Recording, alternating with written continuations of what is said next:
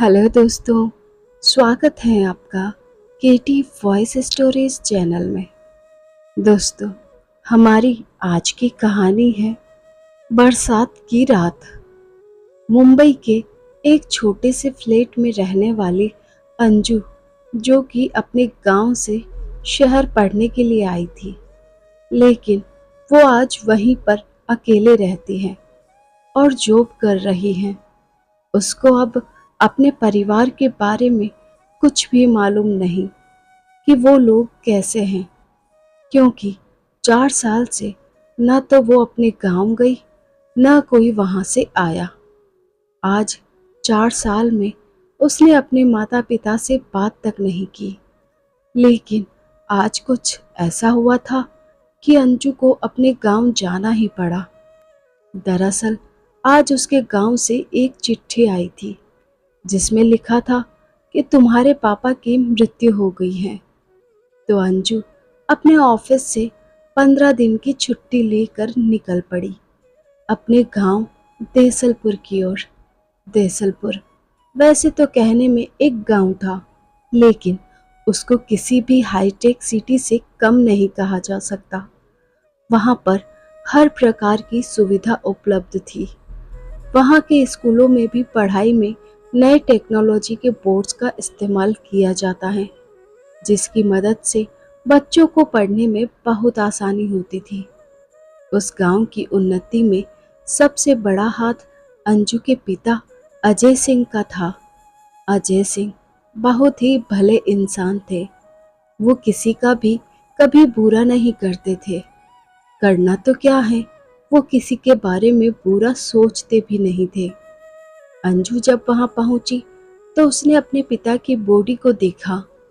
उसके मन में जो दर्द 4 सालों से था, वो अब फूटकर उसकी आंखों से बाहर आने लगा। पास ही में उसका भाई भी बैठा था।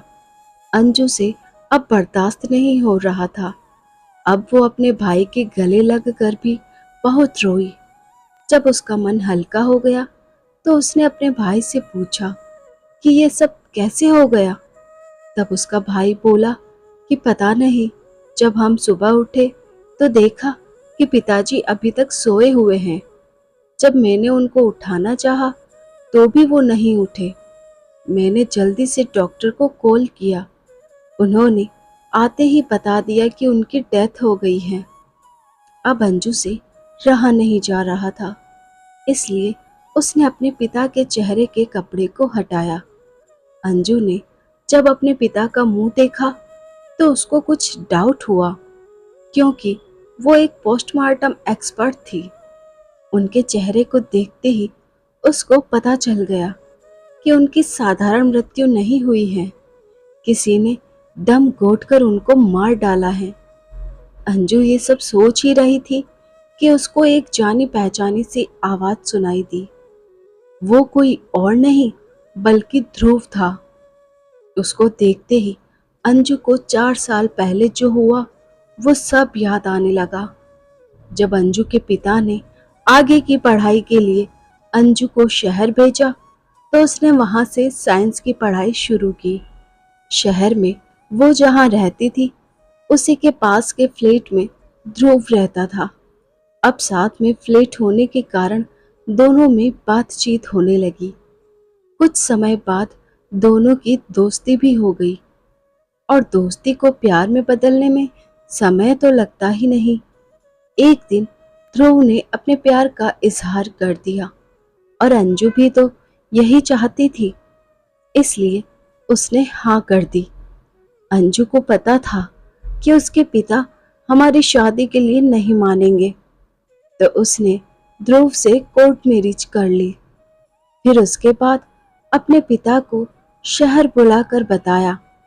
जब अजय सिंह को इस बारे में पता चला तो वो अपनी बेटी से बहुत नाराज हो गए, और हो भी क्यों ना, उन्होंने अपनी बेटी को पढ़ने के लिए शहर भेजा था, ना कि शादी करने के लिए, वो भी किसी अनजान से।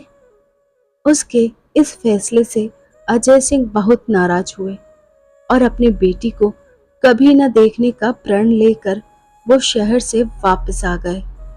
उसके बाद अजय सिंह ने अंजू से फिर कभी बात नहीं की। अब 1-2 साल में ही अंजू की नौकरी लग गई और ध्रुव भी एक डिटेक्टिव का असिस्टेंट बन गया। एक बार मुंबई में बहुत ही तेज बारिश हो रही थी, तो अंजू हॉस्पिटल में ही फंस गई। तब उसने ध्रुव को कॉल करके बताया कि तेज बारिश की वजह से वो शायद आज रात नहीं आ सकेगी।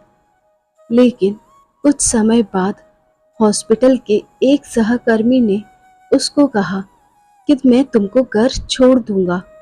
कुछ समय बाद अंजू घर पहुंच गई और उसने दरवाजा खटखटाया। ध्रुव ने दरवाजा खोला और अंजू को देखकर उसके चेहरे पर अजीब सी घबराहट हो गई।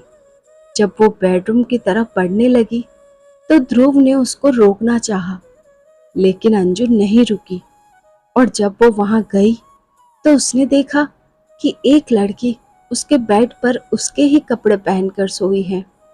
अंजू को बहुत ही गुस्सा आया और अगले दिन उसने ध्रुव का घर छोड़ दिया और अपनी एक सहेली के घर रहने चली गई। ध्रुव ने उसको बहुत समझाना चाहा, पर वो कुछ सुनने को तैयार नहीं थी। आज 2 साल बाद जब उसने ध्रुव को देखा तो उसे लगा कि अब उसकी बात सुननी चाहिए कि उस रात क्या हुआ था। ध्रुव ने उसको बताया कि जब उसका फोन आया उसके कुछ देर बाद एक लड़की ने मेरा दरवाजा खटखटाया। जब मैंने दरवाजा खोला तो सामने मेरी एक दोस्त थी जो पूरी तरह से भीगी हुई थी। मैंने उसको अंदर बुलाया और उसको कपड़े चेंज करने के लिए तुम्हारे कपड़े दिए और अपने बेडरूम में सुला दिया। मैं बाहर सोफे पर सोया था, लेकिन तुमने कभी मेरी पूरी बात नहीं सुनी और जल्दबाजी में फैसला ले लिया मुझसे दूर होने का। मैंने तुमको बहुत फोन किए, पर तुमने कभी मुझसे बात नहीं की। फिर दोनों एक दूसरे के गले मिले और रोने लगे। अंजू ने ध्रुव से अपने बर्ताव के लिए माफी मांगी और ध्रुव को अपने पिता की मृत्यु के बारे में बताया। फिर अंजू के कहने पर ध्रुव ने पुलिस को बुलाया और बॉडी को पोस्टमार्टम के लिए भेज दिया। अंजू का शक सही निकला। अजय सिंह की मृत्यु अचानक नहीं हुई, उनका दम घोटकर उनको मारा गया था। अब ध्रुव भी इन्वेस्टिगेशन में लग गया और उसने बहुत सबूत हासिल कर लिए और पुलिस को सभी सबूत दिए। दरअसल मुन्ना नाम का एक आदमी उस गांव में एक शराब की फैक्ट्री खोलना चाहता था, लेकिन अजय सिंह ने उसको कभी ये परमिशन मिलने नहीं दी। इसलिए उसने अजय सिंह को मरवा दिया। फिर पिता के अंतिम संस्कार के कुछ दिनों बाद दोनों वहां से शहर चले गए। अंजू ने ध्रुव को विश्वास दिलाया कि वो अब उसकी हर बात को सुनेगी। फिर दोनों ने अपनी पूरी जिंदगी को बहुत अच्छे से एंजॉय किया। तो दोस्तों, कैसी लगी आज की ये थ्रिलर लव स्टोरी? कमेंट करके ज़रूर बताइए। आई होप पसंद आई होगी, तो अपने दोस्तों के साथ शेयर करना ना भूलें। चैनल पर नए हैं तो सब्सक्राइब कीजिए, साथ में बेल आइकन को प्रेस कीजिए ताकि न्यू स्टोरीज का नोटिफिकेशन सबसे पहले आपको मिल सके। Thanks for watching.